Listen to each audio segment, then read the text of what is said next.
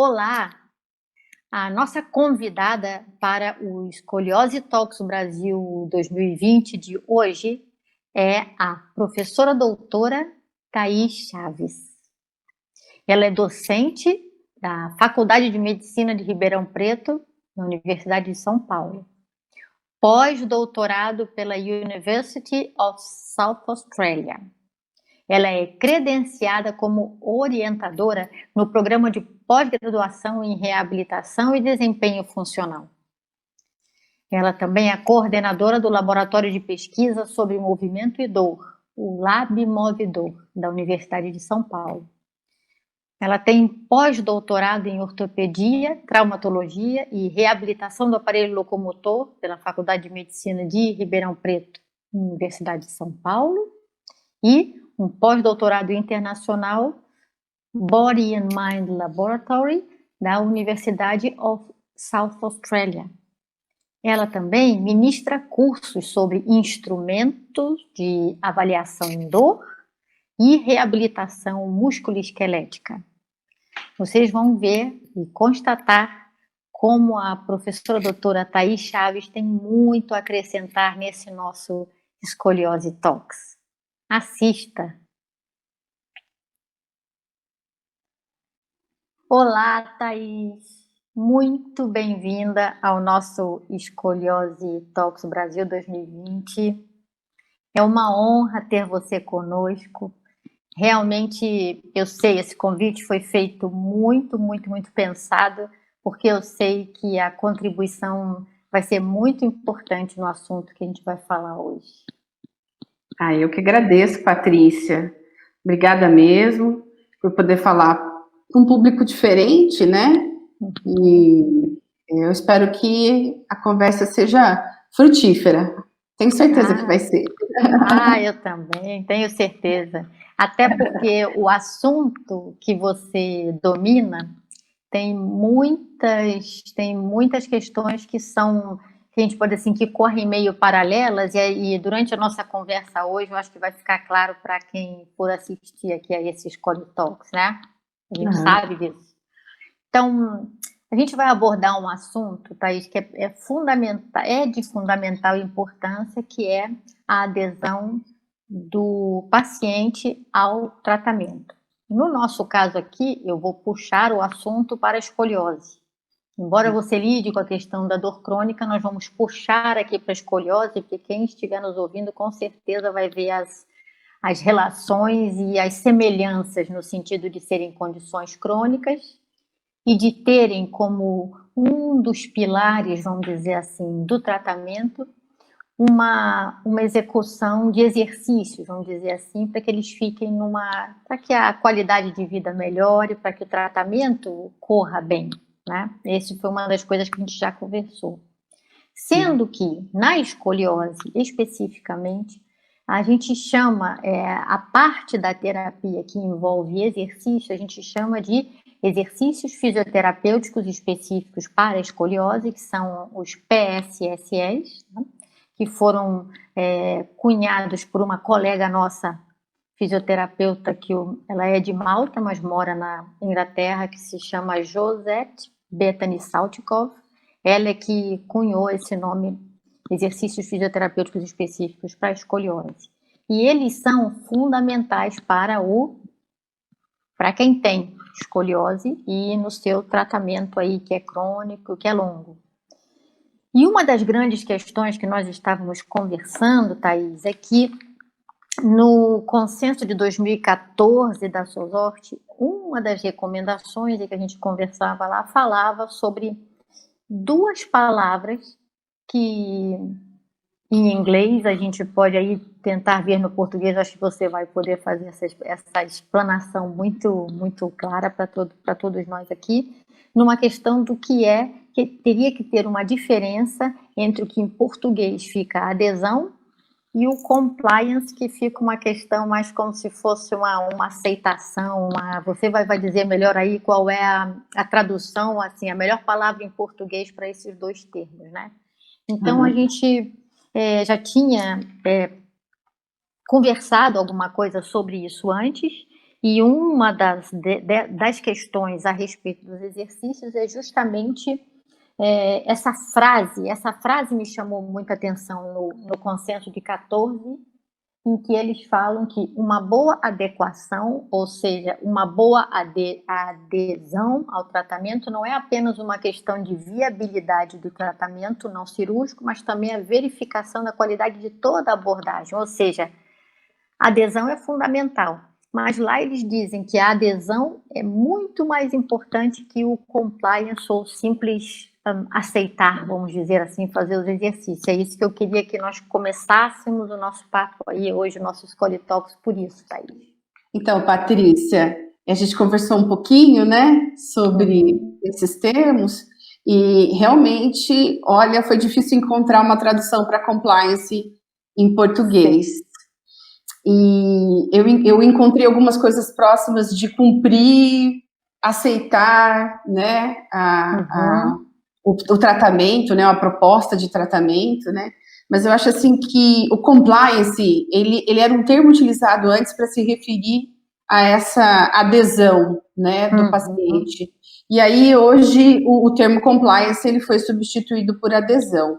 O compliance significa acatar, aceitar a proposta, né? E aí tem até a imagem aqui que eu trouxe aqui para vocês, né? Sim. Que é um profissional da saúde falando, né, numa língua que o paciente aqui parece não entender, né?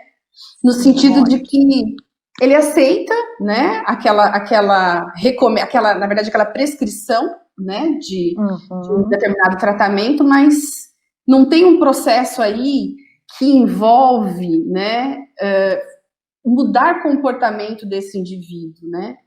Porque quando a gente fala principalmente em relação ao exercício, ou também as medicações, né, quando o paciente tem uma doença crônica, ele precisa fazer uso de medicação de forma constante, contínua, né? O adesão se refere a um processo em que o indivíduo, de tal forma, ele consegue engajar nesse processo, né, de tratamento, que ele vai para uma etapa de mudança de comportamento. Então, a adesão é o grau em que o indivíduo, né, de fato, o comportamento do indivíduo, né, de se exercitar, está refletindo, ou qualquer outro tratamento que tenha a ver com uma recomendação, né, reflete o que foi acordado com o profissional da saúde. E aí não é um tratamento mais prescrito, né, mas um tratamento que foi recomendado, né. Então, aqui a imagem é um profissional da saúde, né, e um paciente que chegam num acordo juntos, tentando estabelecer o que vai ser esse tratamento, né. Então, são duas coisas, então, bem diferentes, e que, no nosso caso da escoliose, assim como eu sei que nós já conversamos também, no caso vamos dizer, da pessoa que tem dor crônica, é muito mais interessante, então, pensarmos na adesão, né? Porque senão é uma aceitação que vai ali meio passiva e que depois de algum tempo vai perceber que não houve, assim, talvez, e isso é uma conversa aí que puxa para outra, é muito profunda, são outras coisas que entram e a gente sabe disso tudo, que talvez não tenha havido uma compreensão total da pessoa a respeito do que ela tem. Então, tá bom, eu aceito, mas enfim, se ela vai precisar disso durante muito tempo, a adesão é fundamental, né, Thaís? E se você pensar, né, Patrícia, o paciente com escoliose, ele chega para você na clínica, né, e o que a gente quer é que realmente ele realize uma mudança na vida dele, né, porque à medida que ele precisa realizar os exercícios de maneira frequente, né, ele vai precisar modificar a vida dele para que esses exercícios sejam realizados e o tratamento, ele tenha uma maior efetividade, né, ele seja mais eficaz, né. Então, essa mudança de vida, ela precisa estar associada com mudança de comportamento. Eu trouxe um slide aqui, Patrícia, que é um slide sobre o modelo transteórico, que é um modelo que dá suporte para a questão dos estágios de mudança, né? Porque o que a gente quer é isso, que a gente está propondo para o paciente, na verdade, né? A gente está tentando conduzir o paciente para uma condição em que agora os exercícios vão ficar frequentes na vida dele, né? Sim. Em algum momento bastante autônomo, né, esse processo. Sim, né? sim. E aí eu só queria chamar atenção para a questão de que essa primeira, não sei se está aparecendo o meu mouse aí, a contemplação. A contemplação é exatamente aquele momento que o profissional da saúde e o paciente, eles entram num acordo juntos, e o paciente, ele entende a importância do programa de exercícios para a melhora do quadro dele. Se ele não passar pela contemplação, Patrícia, provavelmente ele não vai conseguir entrar na preparação, que é se preparar para, né, os exercícios. E aí, um exemplo, por exemplo, mas onde eu vou fazer os exercícios? Que horário que eu vou fazer? Eu tenho roupa adequada, né? E aí, da preparação, aí é que começa a ação, né? Perfeito. Então, e essa ação aqui é comportamento, né? Então, para que ele saia da etapa de só refletir e pensar sobre, né, a importância do exercício, e para que ele consiga, na verdade, chegar no comportamento, ele precisa passar por esse processo de contemplar, que é pensar sobre a importância do exercício, entender a importância do exercício. E muitas vezes, assim, eu sinto fisioterapeutas, Patrícia, que tem um olhar ainda não muito voltado para essas questões, né? Do quanto o paciente ele precisa estar ativo nesse processo, mesmo de entender, né, causas e consequências de não aderir ao programa de tratamento, né? Perfeito. E sem essa etapa inicial, provavelmente chegar nessa mudança de comportamento não vai funcionar. E aí, Patrícia, a escala EARS, que a gente vai falar daqui um pouquinho, ela vai te ajudar a entender esse comportamento. Entende? Que maravilha, sim. E aí, Patrícia, só terminando aqui no ciclo, né, de estágios de mudança, a manutenção, que é uma etapa em que o paciente fica um pouco mais distanciado do terapeuta, mas muitas vezes segue, né, com sessões de acompanhamento, né, de follow-up, né? E só lembrar da recaída, Patrícia, que isso é muito importante, né? Sim. Quando a gente está mudando o comportamento, a recaída, ela é muito comum, né? E isso precisa ficar claro para o paciente. Olha, você vai ter momentos de recaída, mas a gente está aqui, né? E aí o papel do fisioterapeuta, né? Nós estamos aqui, eu estou aqui para apoiar você nesse processo e para auxiliar nessa recondução da retomada do tratamento, né? E aí a EARS ajuda de novo, porque você vai identificar por que o indivíduo teve a recaída, né? Ai, genial, sim. E se encaixa, nossa, perfeitamente aí. Sim, né? Sim, exatamente isso. E aí, Patrícia, quando o indivíduo tem a recaída, né, o que o modelo fala? A gente tem que voltar de novo para a contemplação, que são as reflexões, né, que é a questão cognitiva, né, de por que você deixou de fazer o exercício, né, quais são os fatores que te levaram a isso.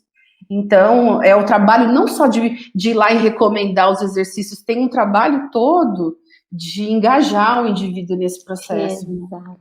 Exatamente. É muito mais dinâmico e uma necessidade muito maior de uma real integração entre os dois lados, e não simplesmente dizer faça isso e joga lá e deixa, né, Thaís? Exatamente, Patrícia. Perfeito. E aí, Patrícia, eu trouxe aqui a EARS, né? Sim. Eu trouxe a escala aqui.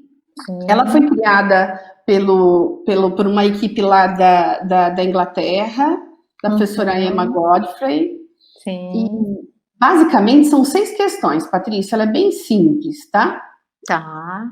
E, basicamente, ela avalia a frequência, duração e quantidade do exercício que o indivíduo está realizando. Tem 2 questões que são sobre autoeficácia. Não sei se o pessoal que está acompanhando sabe bem o que é autoeficácia. Eu acho que é legal explicar, porque pode ser que tenham níveis diferentes. Para alguns podem saber, outros não. Então, acho que vale a pena, Thaís. Autoeficácia é o indivíduo entender ou se perceber, né, capaz de agir de forma bem-sucedida em diferentes situações da vida. Então, autoeficácia costuma ser algo assim bem específico para diferentes tarefas, diferentes situações. Então, por exemplo, você pode ser muito autoeficaz ou se perceber, né, autoeficaz para matemática, por exemplo. Mas não ser muito autoeficaz ou não se perceber autoeficaz para geografia, né? Então, no geral, Patrícia, isso é uma coisa muito interessante. Os indivíduos, os pacientes que têm baixa adesão, né? Eles costumam relatar, ou a gente costuma, né, quando a gente utiliza os questionários, verificar uma baixa autoeficácia. Eles se sentem pouco competentes para aderir ao programa de exercício, para executar exercícios, entende? Tipo assim, eu não sou bom nisso, não adianta, eu não sirvo para fazer exercícios, entendeu? Perfeito. Então, esse é um aspecto bem interessante. Eu vou mostrar a escala já, porque eu acho assim, ótimo. É bem útil, assim, falar sobre a escala propriamente dita. Elas são 6 itens, Patrícia. Então, assim, essa é a escala principal, tá? Então, as perguntas são, olha, eu faço os exercícios de acordo com a frequência recomendada, e aí o paciente, no caso, o adolescente, a criança, né? Ela vai ter que dizer se concorda totalmente ou não com aquelas frases, né? Patrícia, como a maioria dos pacientes com escoliose são crianças, né? Crianças e adolescentes? Adolescente é a maior parte delas. Então ótimo. Então dá para eles utilizarem, né? Na nossa conversa inicial, eu falei para você que tinha questões de dor, né? Mas na escala de adesão mesmo, de comportamento de adesão, essa de 6 itens, não tem. Que maravilha, né? Então, ó. Então, super aplicável para os pacientes com escoliose. Maravilha! Então. E aí tem uma pergunta, eu esqueço de fazer os exercícios, né? Na verdade, uma afirmação, né? Eu esqueço de fazer os exercícios. Eu faço menos exercícios do que o recomendado pelo profissional da saúde. Né? Quer dizer que é uma questão da quantidade, quer dizer, eu até faço, mas eu não faço na quantidade que de repente eu poderia fazer, né? O que eu deveria, o que foi acordado que eu deveria fazer, né? Eu encaixo os meus exercícios na rotina, que é autoeficácia, quer dizer, eu não consegui organizar minha vida para encaixar, né? E aí, logo, quer dizer, a minha rotina, na verdade, é uma rotina muito difícil, né? Na verdade, essa pergunta é mais sobre o quanto a pessoa tem muitas atividades na vida dela, né? E hoje os adolescentes estão assim, então, Thaís, super ocupados. Com a Covid agora, então, parece que aumentou tudo. E você Mas independente disso, tem, né? E foi muito interessante você falar isso, porque assim, você já pode, ao aplicar a escala, né? Dependendo do score que o paciente vai apresentando, né? Para cada uma das questões, isso já vai te dando indícios de onde está o problema, percebe? Perfeito. Não é um número bruto que você tem ali, você analisa, de 0 a 100, ele está com 50% de adesão. Sim, você pode usar o score total, que é 24, né? O máximo de pontuação é 24 da escala, né? Mas você também pode prestar atenção no score de cada uma das questões e utilizar isso para, de repente, avaliar o que está acontecendo, para te trazer indícios do que está acontecendo. Se um adolescente, por exemplo, responde isso, eu encaixo os meus exercícios na minha rotina e ele diz que discorda totalmente, esse é um indício de que a rotina desse adolescente pode estar exagerada em termos de atividades, né? Tá vendo você percebe como não é um problema dos exercícios, mas sim da rotina do indivíduo, né? Sim. E aí esse é um gancho. Isso é um muita pista. Exatamente. Para o fisioterapeuta trabalhar essas questões, e aí precisa envolver os pais também nesse processo, né? Sem dúvida alguma, é fundamental. Hoje, tá aí, só para te dar acho que uma resposta em relação a isso, né? Um alô em relação a isso. Hoje a gente fez um atendimento aqui em que veio o adolescente com a mãe dizendo, olha, ela faz, Patrícia, mas eu preciso dizer para ela fazer. E lembro várias vezes ao dia que daqui a pouco eu vou, daqui a pouco eu vou, daqui a pouco eu faço. E é uma questão que precisa de... Muitas vezes está naquele momento, ainda mais o adolescente, que tem questões ainda mais complexas a lidar, questão de comportamento, tudo mais. Então, eu creio que ajuda muito, muito, muito. Isso surgiu, todo esse papo aí nosso surgiu, e da ideia de te trazer para cá, para o Escoliose Talks, porque nós conversamos sobre isso, Thaís, e eu te falei que até o momento você me falou como você costuma avaliar isso, a adesão, como você costuma ter a ideia. No momento, até ao redor do mundo que nós saibamos, a questão mais comum é através dos diários, ou seja, ou folhinha, a pessoa vai e tem meninas que fazem às vezes um calendário todo bonitinho e vai marcando lá quando ela faz, mas isso é muito mais não é ainda uma questão, vamos dizer, padronizada, ou o padrão até agora, melhor falando, o padrão até agora são os diários. E aí eu estava falando contigo se poderíamos utilizar esse questionário, então, isso aqui, para poder adaptar a partir desse momento para questões de pesquisa, e você já tinha até me dito antes, Patrícia, os diários também têm seu valor, claro que tem. Sim. Porém, quando eu quero quantificar, ou eu quero poder conseguir perceber mais aonde, ou por que sim, ou por que não, esse questionário é totalmente... encaixa muito bem aí, não é, Thaís? É exatamente isso, né? Porque assim, o diário, Patrícia, foi muito bom você ter comentado isso, porque eu acho que eu acabei pulando aqui o diário. Os diários, que são os logs, né? O exercise log, né? Como ele chamou nos papers, eles superestimam a quantidade de exercícios que os indivíduos efetivamente fazem. Esse é um dos problemas dos diários. E o segundo é que você avalia a intensidade, você avalia a frequência, mas você não avalia se ele fez do jeito adequado, por exemplo, ou se ele tem uma percepção de que ele sabe fazer, né? Então, assim, associar, né? Se você quiser utilizar o diário, né? Porque o adolescente se sente confortável em utilizar o diário, né? E associar essas duas medidas, isso é uma coisa interessante de fazer, né?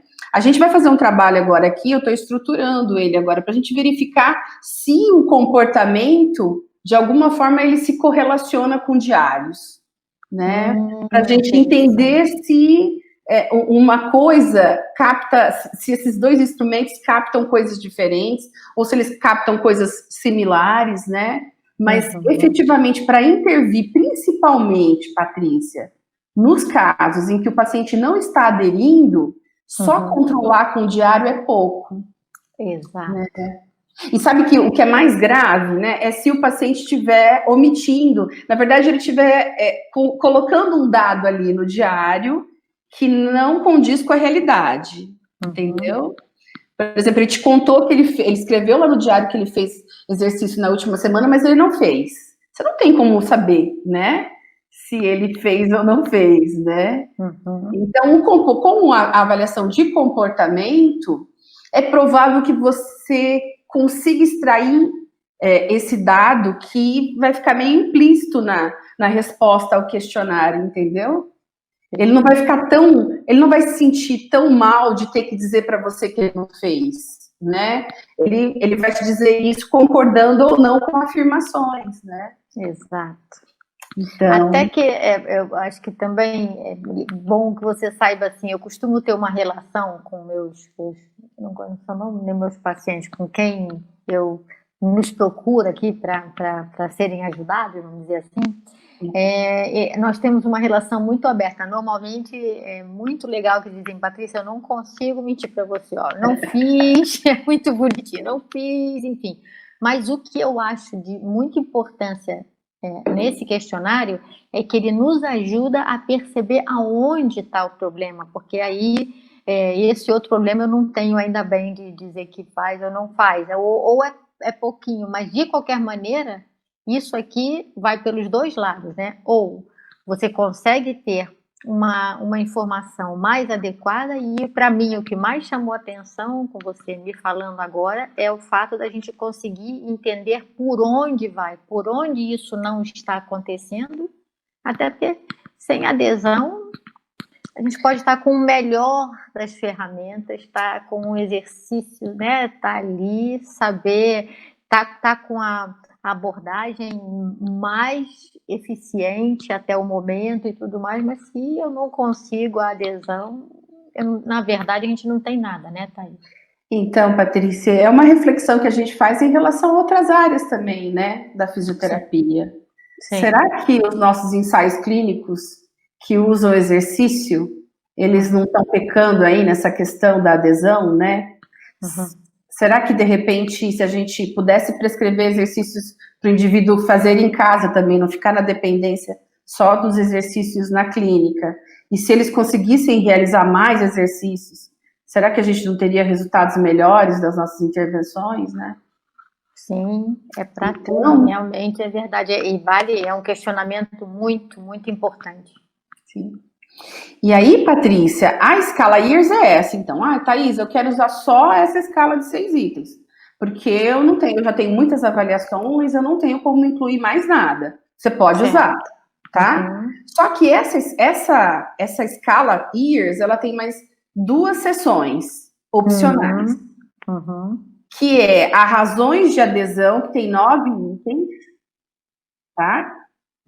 E essa escala inicial aqui, que é, na verdade, como se fosse um survey.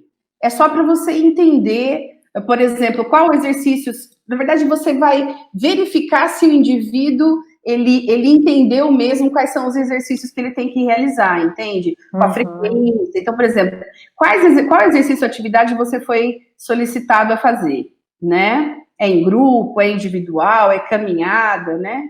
Com que frequência? Então, você vai tendo dados aí sobre as orientações mais gerais, mais grosseiras mesmo do processo. Né? Aí, Patrícia, a escala de razões de adesão, eu acho ela fantástica. Assim, eu recomendo usar junto. Principalmente, Patrícia, e aí só voltando para Years, que essa é uma informação importante. Quando eu aplico a escala Years no começo do tratamento, pré-tratamento, não. Eu aplico a Years num follow-up, depois que eu recomendar, né, que juntos, né, paciente e terapeuta chegarem num consenso sobre o programa de exercícios. Aí eu marco, sei lá, 15 dias, 20 dias, e aí eu aplico a Years nesse momento, Patrícia. Por quê? Porque é no passado, né? Você quer saber qual foi o comportamento do indivíduo naquele período de tempo entre a recomendação do exercício e a avaliação que você está fazendo, entendeu? Então, você pode aplicar no final do tratamento, mas se você aplicar só no final do tratamento, você não vai poder intervir, né? Exato. Não, e no caso do tratamento da escoliose, que acompanha normalmente o adolescente até a maturidade esquelética dele, você pode imaginar, o ideal é que a cada reavaliação, se eu entendi o que você falou, a cada reavaliação a gente vai aplicando para poder ver como é que anda isso, pela segurança, inclusive, dele também, para que a gente possa saber que está tudo sendo feito nos conformes, como a gente costuma dizer. Exato. E aí, o que é o ideal? Que ele tenha uma pontuação alta. Então, por exemplo, se é 24, né? O ideal é que ele esteja próximo ali do 24, 20, 18 de pontuação. Se a pontuação não atingiu nem 50%, não tem nem 12 de pontuação, aí precisa verificar o que está acontecendo. Posso olhar as questões da Years, ou eu posso aplicar essa escala de apoio, que é a razões de adesão. Maravilha. Que são perguntas que complementam a Years, né? Então, por exemplo, eu não tenho tempo para fazer meus exercícios. Tem a ver com a rotina, né? Sim. Outros compromissos impedem que eu faça os meus exercícios. Eu não faço os exercícios quando eu estou cansado, né? E por que esse adolescente está cansado, né, Patrícia? Então, são dados importantes aí para explorar, né? Sem dúvida. eu sinto autoconfiança para fazer os meus exercícios. Será que ele entendeu direitinho como fazer, né? Uhum. Minha família e amigos me motivam a fazer os meus exercícios. Acho que essa é sensacional, né? Lindo. Quer dizer, eu tenho suporte da minha família, né? Talvez aquele momento que a mãe precisa relembrar, na verdade, o adolescente esteja pedindo para a mãe, vem comigo nesse processo, eu quero você aqui, né? Sim. Né? Então, muito interessante isso. Eu faço os meus Super. exercícios para melhorar a minha saúde, quer dizer, ele entendeu que é importante para ele fazer, porque senão pode ter até uma regressão de curva, Patrícia, ou não? Pode. É Então, possível. Tudo depende do momento em que no momento em que essa curva foi descoberta, o grau que ela estava naquele momento e características muito pessoais, anatômicas, fisiológicas mesmo, mas com um bom tratamento, dependendo aí de grau de curva, tudo pode até ter reversão de curva. Não é o que se espera comumente, como a gente já comentou antes, como no Brasil não tem detecção precoce, geralmente a curva já chega um pouquinho maior para tratamento.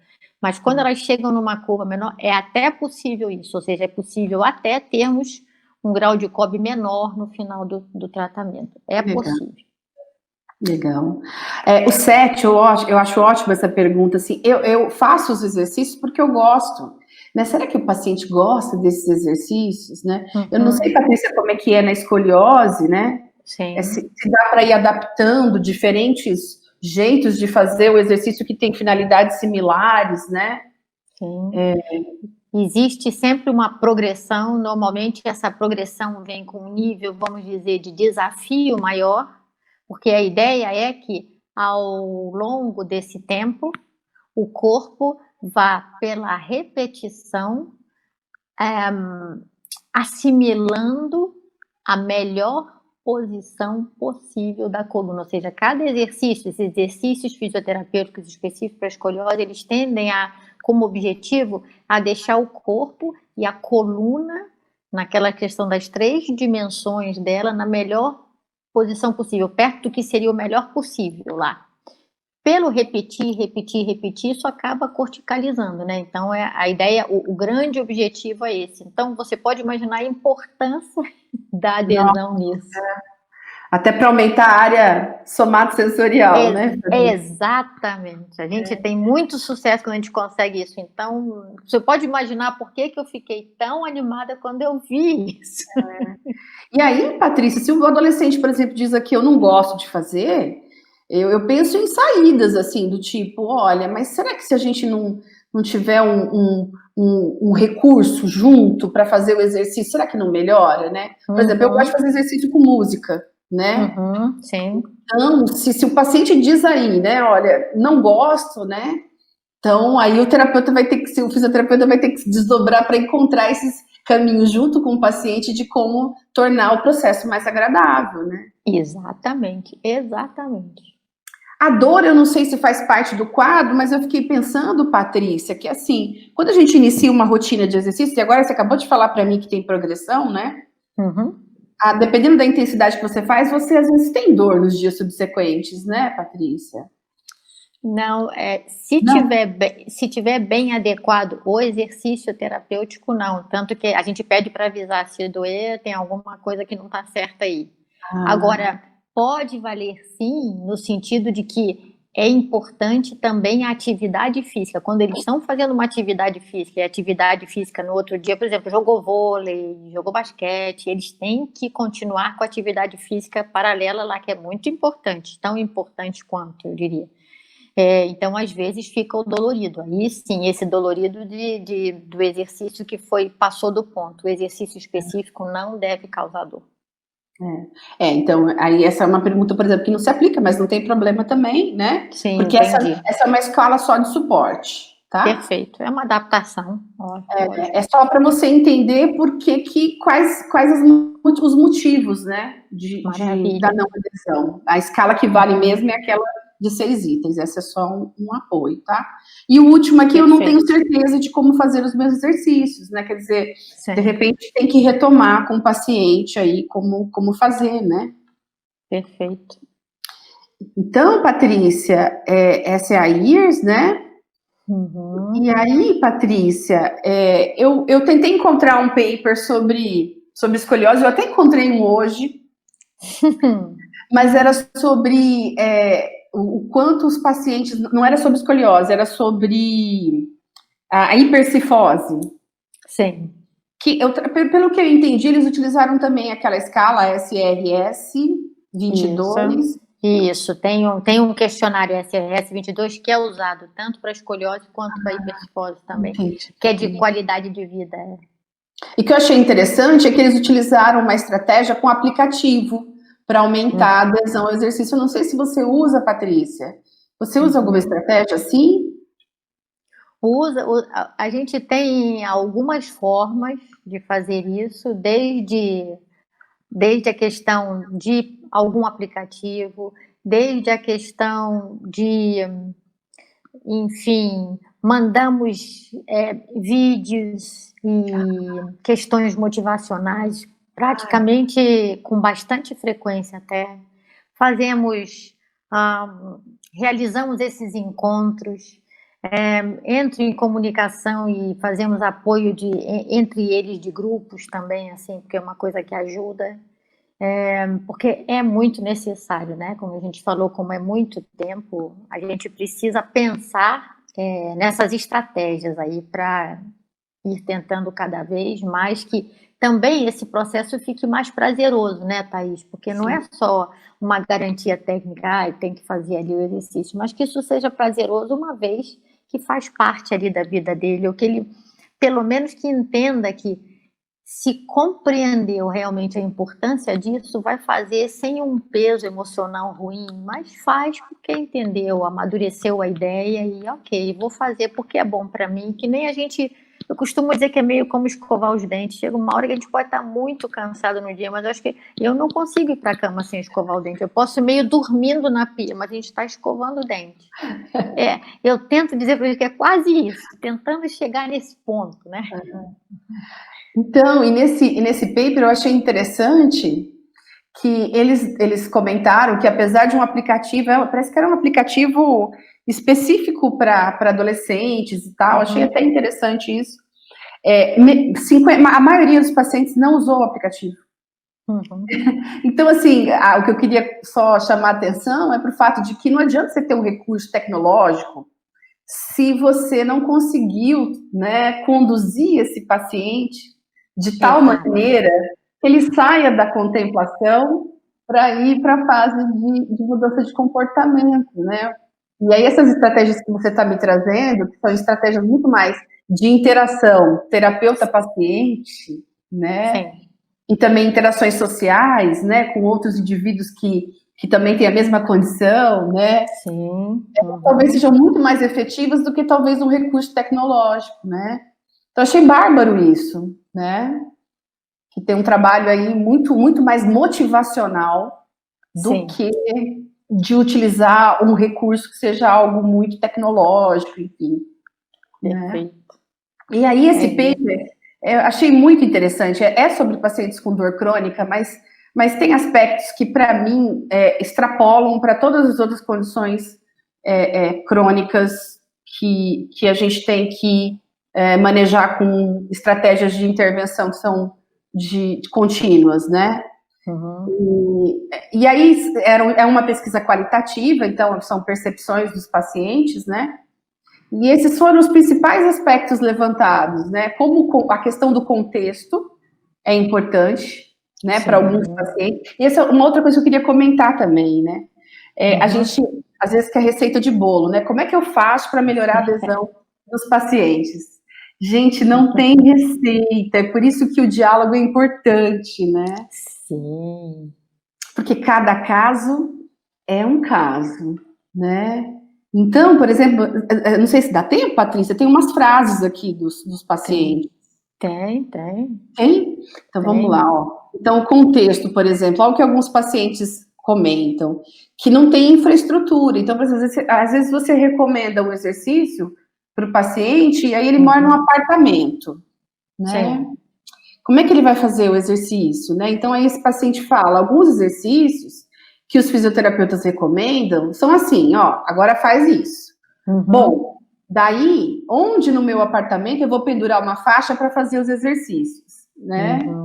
Então, é importante isso, né? Com certeza. Achei A gente super... aqui, quando indica, já acha toda a solução, porque senão não dá. Pela importância que a gente tem aqui, eu tenho que estar com as soluções e fazer com que isso aconteça. Mas muitos profissionais não estão, né, atentos a esses aspectos e é muito importante. Transferem a culpa para o paciente sozinho, né? Não é por aí, né? Outro aspecto que eu achei legal que você comentou, né, da estratégia de suporte social, né, as reuniões em grupo, né? Sim. Essa paciente diz que ela gosta de fazer os exercícios em grupo. Olha, isso me dá propósito para me vestir, sair da cama, para fazer o esforço para ir. Você conhece pessoas que estão na mesma situação que você. Eles podem não ter necessariamente a mesma condição, mas está todo mundo lá para fazer exercício. E aí você tem um motivo a mais para sair da cama. Isso é muito legal, né? Muito, muito. Outra fase legal, né, é a questão de ir para academia, né? Eu não sei, Patrícia, se o adolescente ele pode fazer os exercícios na academia, se vocês recomendam isso. Não, no nosso caso, para a escoliose, eles acabam fazendo em casa mesmo. Dá para fazer. Montam um canto em casa, totalmente possível fazer. Os acessórios que a gente pede, os elementos são mais simples, enfim, então é possível fazer em casa.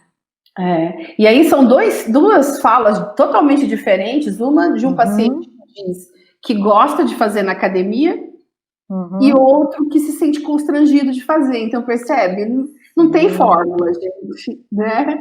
Isso é que é importante, né? A nossa percepção aí nisso também é muito importante, sem dúvida. Então eu vou citar o exemplo do paciente que fica constrangido.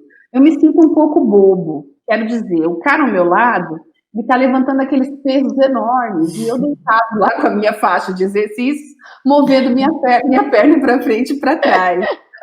Eu percebo as pessoas me reparando, né? Então funcionou o contexto da academia, né?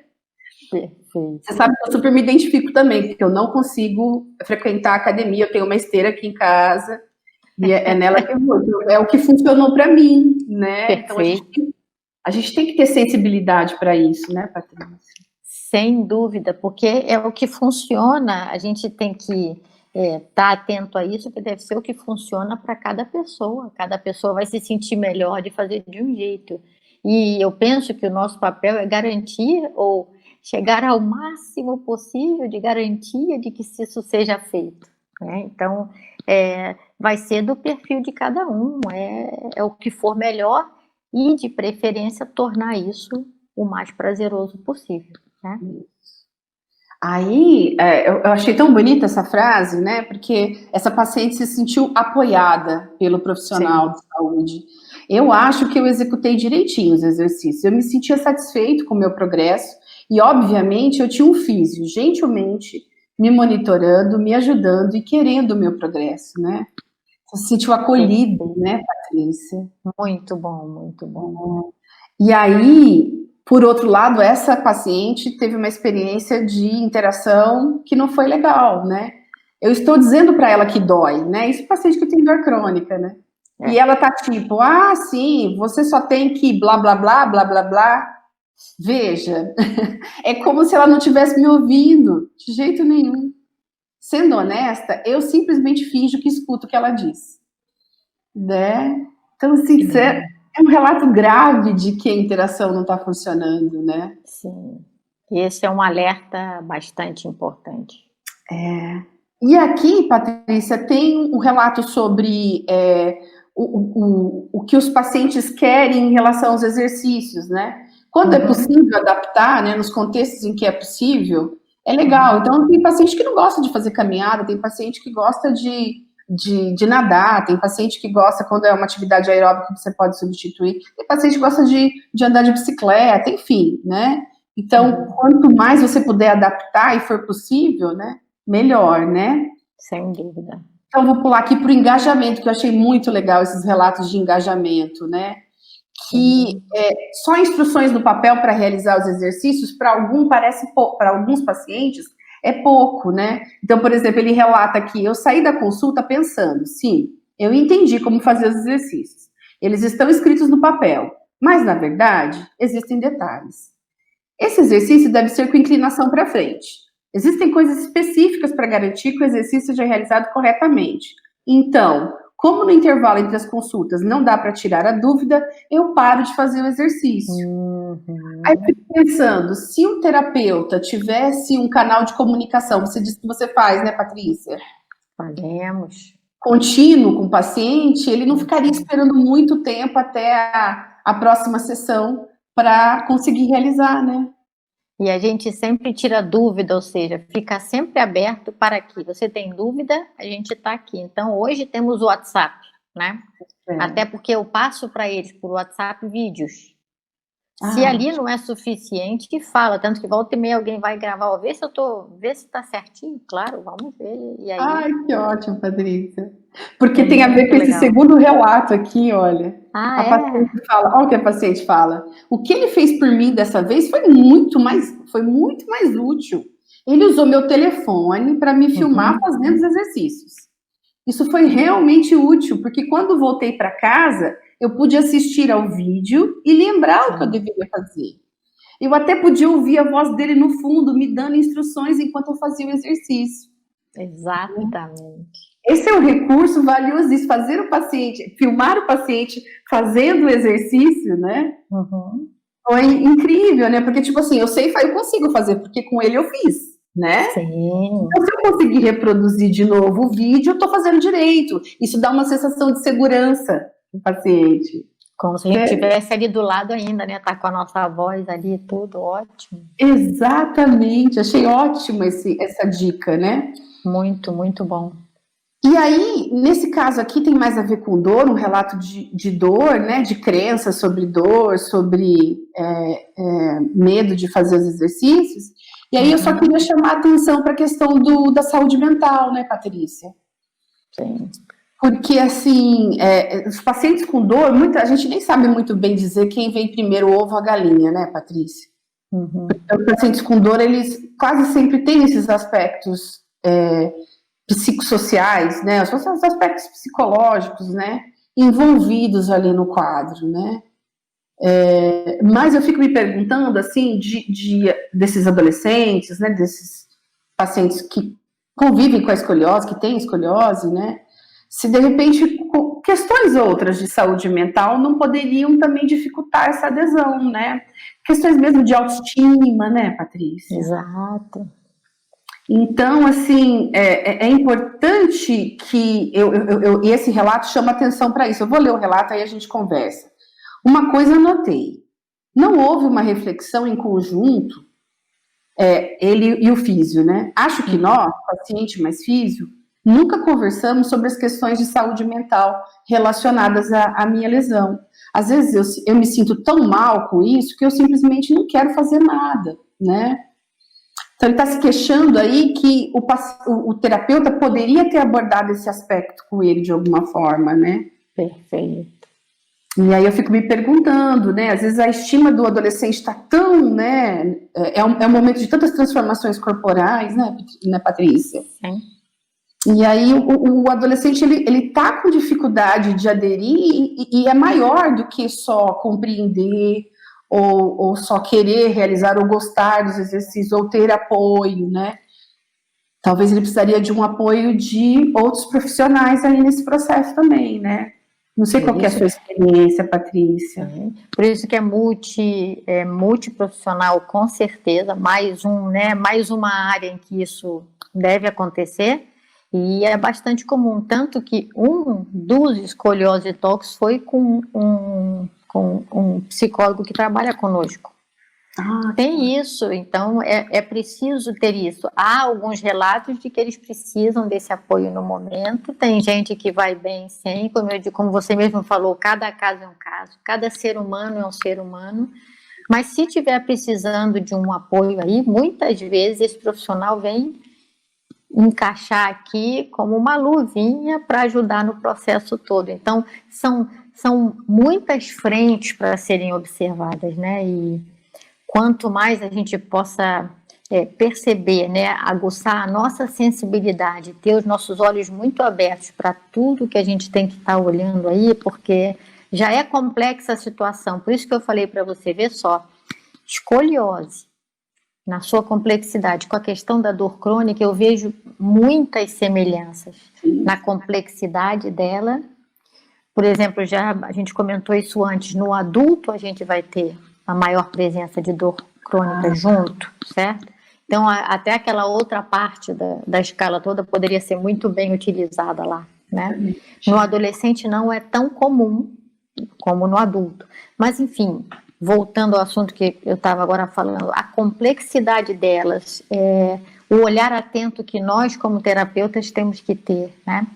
E ficarmos também muito ligados com tudo que a ciência nos traz para que a gente possa ter mais auxílio na hora de conseguir perceber por onde a gente pode ter mais saída para os problemas que nos chegam, né? E visando uma coisa, que no final de tudo é o bem-estar de quem vem nos procurar, porque isso é o nosso objetivo final, né, Thaís? Deve ser sempre. E a gente entender também, né, Patrícia, que a gente está conduzindo essas pessoas só, né? Que é um processo interno, né? Que precisa acontecer, né? Então, quanto mais humilde a gente for nesse processo de entender que a gente precisa criar estratégias para que as pessoas consigam se engajar no processo, né? De se exercitar e de realizar os exercícios que são necessários, né? Eu acho que é desafiador, mas é também muito bacana saber que isso vai ter um impacto na vida de um outro ser humano, né? Sim, então, com certeza. Une responsabilidade, muito isso, mas também uma alegria quando a gente vê que, como você falou, que a gente conseguiu conduzir e fazer o nosso papel ali, que é só ajudar, porque a gente tem uma parcela realmente, e quem é o ator principal disso tudo é o próprio, nesse caso, a gente falando aqui no nosso caso, é o adolescente ou esse paciente que está com escoliose, e que ele é que tem que chegar a esse processo e fazer. O que a gente tem que fazer é ajudar um pouquinho ele ter essa, né? Esse start, né? Esse clique, né? Se tem isso, eu já fico muito contente, que a gente sabe que de alguma forma deu para ajudar um pouquinho ele a chegar nisso, porque como você muito bem falou, é interno, né? Que lindo, gente, que maravilha. Eu não queria acabar isso sem que dar os parabéns, porque a validação da IAS para o Brasil foi feita por um grupo que eu soube, vamos dizer, o que você quiser falar sobre isso, fique muito à vontade. Você que liderou, né, esse grupo, enfim, teve sob sua liderança, mas que você falasse um pouquinho como é que isso aconteceu, um pouquinho para nós, porque você nos trouxe, isso é um presente, porque é recente a publicação, não é, Thaís? Isso é outro presente grande para todos nós aqui, porque isso vai contribuir muito para muitas áreas e para muitos profissionais, né?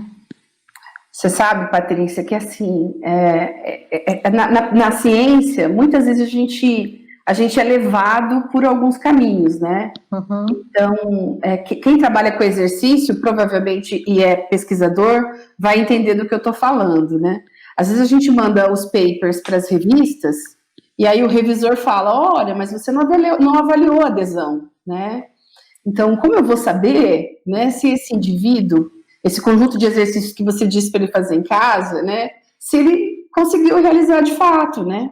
Uhum. E aí foi aí que surgiu a escala da Godfrey. Foi em 2018 que ela publicou, na verdade não, ela publicou em 2017, a gente entrou em contato com ela assim rapidamente, porque era uma coisa que realmente era latente, assim, a gente precisava encontrar uma escala que avaliasse a adesão, né? Uhum. E eu olhava para os diários e eu não ficava muito contente com os diários, mas naquela época eu não entendia a grandeza dessa escala, porque a questão do comportamento eu fui entender depois, né? Depois que a gente encontrou a escala e começou a estudar sobre a escala, é que a gente foi perceber que o que a gente estava avaliando com ela era comportamento de adesão e não só adesão, né? Isso. E aí foi uma grata surpresa, né? Que a gente começou a perceber. E a Mariana, né? Que é essa quarta referência aqui, Patrícia, que foi publicada nesse periódico aqui. A Mariana, ela conduziu a adaptação transcultural e a validação, foi minha aluna de mestrado, né? E a gente conduziu em pacientes com dor lombar crônica, né? Mas isso não impede o uso dessa escala para outras condições, né? Então, apesar de ser interessante validar também outras condições, viu, Patrícia? Mas, assim, para a clínica, super é possível de utilizar. E aí, a gente, então, conduziu aqui com os pacientes que têm dor crônica, a gente prescrevia o exercício, e exercício simples, né? A gente só queria entender o quanto os indivíduos estavam aderindo e se a escala era capaz de captar, né? E aí, depois desse trabalho, a gente percebeu que esse era um caminho bem interessante, né? Uma linha de pesquisa interessante para a gente conduzir aqui. E aí agora vão surgir outros trabalhos, né? Porque agora a gente quer verificar mesmo qual é o desempenho dessa escala, né? Em situações de tratamento. Será que ela consegue captar mesmo essas variações, né? A gente imagina que ela vai ter um bom desempenho, né? Mas a gente queria acompanhar os pacientes por bastante tempo e verificar como é que essa escala qual é o desempenho dela quando comparado, por exemplo, a diários, né? Que são estratégias mais simples, ou utilizar que só avalia intensidade, na verdade, frequência, duração, né?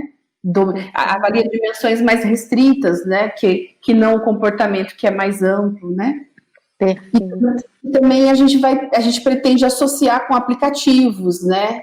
E entender se a adesão, quando o indivíduo usa um aplicativo, ela talvez esteja mais próxima do que a gente avalia com a escala, por exemplo, né?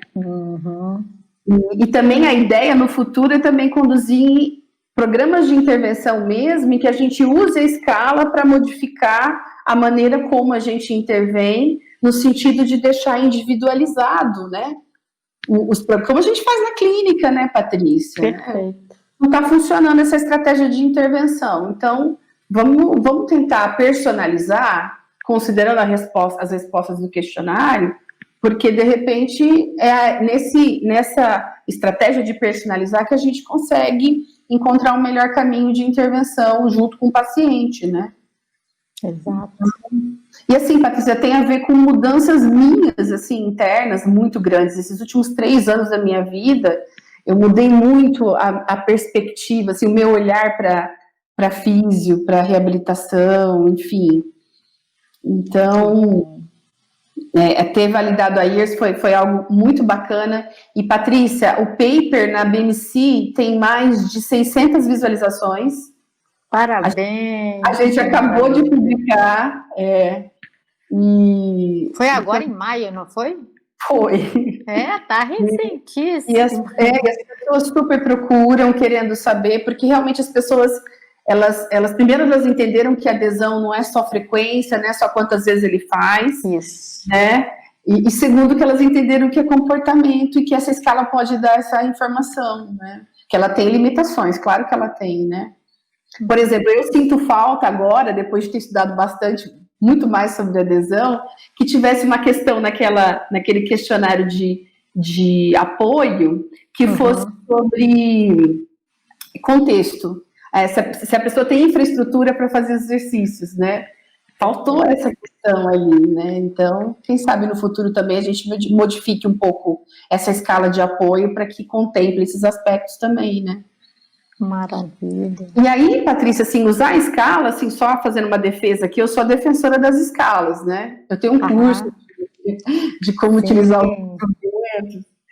E por que é interessante usar a escala? Por que eu recomendo? Porque eu entendo, assim, que tem profissionais da saúde que, intuitivamente, são muito hábeis em perceber, né, o paciente que está ali na frente, né? E tem profissionais da saúde que não são tão hábeis nesse processo, né? E eu acho que isso tem a ver também com personalidade, né? Então, a escala pode ajudar principalmente esses profissionais, né, Patrícia, que, por exemplo, alguns profissionais conseguem observar que tem indícios de que aquele paciente tem um problema de depressão, ou ele é um adolescente ansioso, né, ou um indivíduo ansioso, mas tem profissionais que não vão conseguir captar isso, às vezes até por questões, né, barreiras pessoais mesmo em relação aos indivíduos, aos pacientes, né, que é um outro ser humano que está ali na sua frente, né? E, então a escala pode ajudar nesse sentido, né? De mostrar, né, ou de apontar para uma direção que sozinho o terapeuta não conseguiria perceber, né? O fisioterapeuta, né? Então, nesse sentido. Mas, nossa, Patrícia, eu queria agradecer muito a oportunidade de falar. Eu que agradeço. Para o seu público, o pessoal da escoliose, está aqui no meu coração. E eu espero ouvir o retorno de vocês, gente, tentando usar a escala, né, contando a experiência de vocês, né. A Patrícia me abriu os olhos aí para uma área que é nova, né, da escoliose, de repente a gente fazer algumas coisas aí, Patrícia, né? Com certeza, já gerou muita ideia, Thaís, muita aí. Já visualizo muita coisa aí pela frente, viu? E eu acho que é um aspecto que a gente precisa estar com um olhar muito cuidadoso. A questão do quanto o indivíduo realmente conseguiu, né, engajar de fato com mudança de comportamento. Então, só agradeço a oportunidade de falar no Escoliose Talks. Muito obrigada mesmo.